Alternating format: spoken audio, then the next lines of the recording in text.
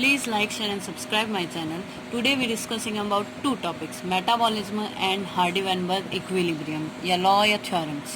Metabolism related about the glycolysis and Krebs cycles. So ये topic थोड़ा पहले बताना चाहिए था but ये उससे related and Hardy-Weinberg equilibrium is my new topics. So hello, please like, share and subscribe channel. So let's start. Metabolism. Metabolism divided into two types, catabolism and anabolism. Catabolism occur when energy deficient condition ATP and NADPH amount low. Mostly कोई भी चीज़ को degrade करता है energy पाने के लिए, ठीक है। तो ऑक्सीडेशन रिएक्शंस में बॉन्ड ब्रेक्स होता है और एनर्जी रिलीज होती है। तो जितनी भी डिग्रेडेशन रिएक्शंस होती है वो कैटाबॉलिज्म में इंक्लूड की जाती है। तो कैटाबॉलिज्म ऑक्यूर तभी होगा जब हमें ग्लूकोज डेफिशिएंट, तो ग्लाइकोलाइसिस हो रही है बिकॉज ग्लूकोज बॉडी में एनर्जी नीड है, एटीपी एनएडीपीएच लो है और उनकी रिक्वायरमेंट जनरेट, ठीक है, तो उनका सिंथेसिस करना होगा, इसलिए generate in the form ATP और एनएडीपीएच का निर्माण करना है ग्लाइकोलाइसिस और क्रेब्स साइकिल्स में। तो catabolism occur when energy deficient condition of ATP और एनएडीपीएच के अमाउंट जब लो हो, ठीक है। जब एनएडीपीएच और एटीपी की एनएडीएच और एटीपी के अमाउंट लो हो then catabolism occur. Oxidation reaction है, एनर्जी रिलीज आउट होती है। तो कोई भी डिग्रेडेशन रिएक्शन जो होती है कैटाबॉलिज्म में इंक्लूड होती है। एनाबॉलिज्म, एनाबॉलिज्म में हम एनाबॉलिज्म ऑक्यूर अपोजिट है जैसे उसका। Anabolism occur when energy rich conditions ATP and NADH high. जब बॉडी में एनर्जी हाई होती है तो बॉडी क्या करती है, कोई भी एनर्जी को रखती है। जब हम स्टार्विंग कंडीशंस में, जब हमारे फास्ट टू फास्ट जो भी हो, तो उस कंडीशन में बॉडी को एनर्जी की नीड होती है। बॉडी में हम कुछ खाते नहीं है इसलिए ग्लूकोज डेफिशिएंट हो जाता है, तो एटीपी और एनएडीएच की कमी हो जाती है। तो वो रीस्टोर एनर्जी जो होती है उसका यूज़ करता है। तो ये रीस्टोर एनर्जी कब बनाई जाती है, जब हमारी बॉडी में ऑलरेडी एनर्जी लेवल हाई हो। तो anabolism occur when energy rich condition ATP and NADPH high.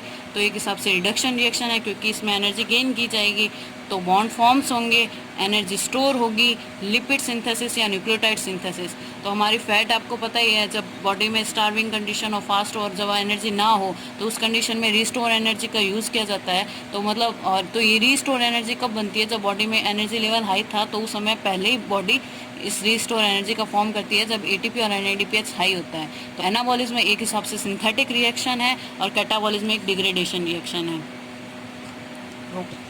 Hardy-Weinberg law theorem. This is my second topic.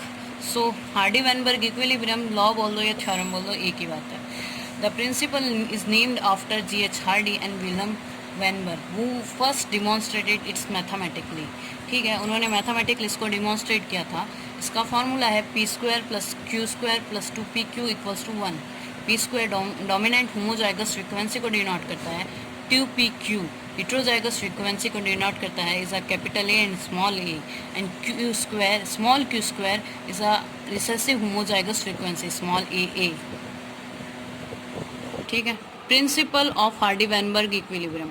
अब हम प्रिंसिपल बता रही हूँ मैं हार्डी-वेनबर्ग इक्विलिब्रियम के। The relative frequency of various kinds of genes in a large and randomly mating sexual permitting population tend to remain constants from generation to generation on in the absence of mutation, selection, gene flow and genetic drift. Mainly क्या है principal के, दो relative frequency होती है various kinds of jeans की large populations में, large population में randomly मैटिक में, जिनमें सेक्सुअल प्रोमेटिक पॉपुलेशन जो होती है उनमें जीन्स एक फ्रीक्वेंसी हमेशा कांस्टेंट है क्योंकि ना तो उनमें कोई म्यूटेशन हो रहा, ना नेचुरल सिलेक्शन हो रहा, ना जेन फ्लो हो रहा, ना ही जेनेटिक ड्रिफ्ट हो रहा। तो इनमें जीन फ्लो तो हो रहा है, म्यूटेशन नहीं हो रहा, नेचुरल सिलेक्शन नहीं हो रहा और जेनेटिक ड्रिफ्ट नहीं हो रहा। तो इनमें क्या होता है, जब ये कोई भी चीज़ अब्सेंट नहीं हो रही है तो जीन्स फ्रीक्वेंसी और जीन्स में कोई वेरिएशंस नहीं है, सेम है। तो रिलेटिव फ्रीक्वेंसी जो है वेरियस काइंड्स ऑफ जीन्स की वो सेम है। तो every gametes have a equal opportunity होती है। तो हर गैमेट्स में वही जीन है जो उसमें कोई डिफ्रेंशिएट है ही नहीं। तो सब में क्या होगी, जीन फ्रीक्वेंसी कांस्टेंट रहेगी generation to generation, absence of mutations, natural selection and genetic drift की वजह से। 5 साइलेंट फीचर होते हैं जो कि हार्डी-वेनबर्ग इक्विलिब्रियम के लिए रिक्वायर्ड होते हैं। हार्डी-वेनबर्ग ने बोला कि रैंडम मैटिंग इसलिए होगी because every gametes have equal opportunity of fusing with any other gametes of opposite sex. क्यों? क्योंकि उनमें कोई डिफ्रेंशिएशन तो हुआ ही नहीं, जीन डिफरेंस तो हुआ ही नहीं, इसलिए every gamete have a equal opportunity for the fusing with another gametes of opposite sex is called a random mating. Large population size होगा क्योंकि कोई चेंज हो ही नहीं रहा है, कोई पॉपुलेशन कम ही नहीं होगी। Third, biparental mode of reproduction, sexual dimorphism तो होएगा मेल और female, and homogeneous age structure हो जाएगा।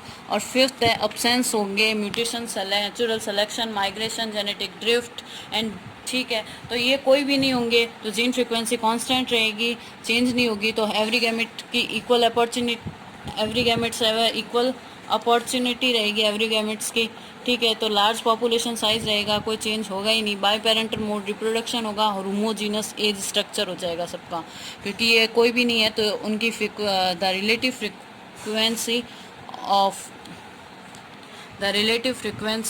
Of various kinds of genes in randomly mating sexual permitted population remain constant to constant अपने आप हो जाएगी, क्योंकि कुछ भी है नहीं, इसलिए जो जितना भी है ये पांचों के पांचों जितने भी हैं ये पांचों के पांचों ये होने ज़रूरी है। तो Hardy Weinberg law is that easy way to explain.